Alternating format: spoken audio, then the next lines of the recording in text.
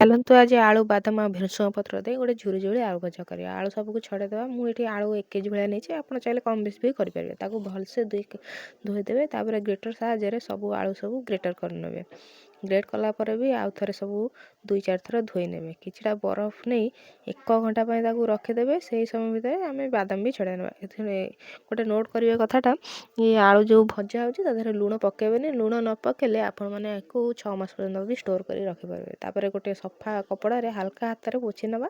ତାପରେ ତେଲ କମ୍ ଆଞ୍ଚ ଯେତେବେଳେ ଥିବ ସେତେବେଳେ ଆଳୁ ପକାଇବେ, ନହେଲେ ତେଲଟା ଉପରକୁ ଉଠି ଆସିବ। ତାପରେ ଲାଲ ହେଲା ପର୍ଯ୍ୟନ୍ତ ଭାଜିଦେବା। ତାପରେ ଗୋଟେ ନେଇଥିବେ ପେପର୍ ନେଇଥିବେ, ପେପରରେ ସେ ଆଳୁ ଭଜା ଯେତିକି ସବୁ ରଖିବେ, କାହିଁକିନା ଏକ୍ସେସ୍ ଅଏଲ୍ ଯେତିକି ସବୁ ଥିବ ସବୁ ସେଥିରେ ବାହାରିଯିବ। ତାପରେ ବାଦାମ କିଛି ନେଇଥିଲେ ଯେଉଁ ଛଡ଼େଇଥିଲେ ତାକୁ ଭାଜିଦେବା, ଭେସୁଙ୍ଗା ପତ୍ର ଭାଜିଦେବା। ଆଉ ଆମର ହେଇଗଲା ରେଡ଼ି। ଆଉ ଯେତେବେଳେ ଖାଇବେ ବିଟ ଲୁଣ ପକାଇକି ଖାଇବେ, ବହୁତ ଭଲ ଲାଗିବ।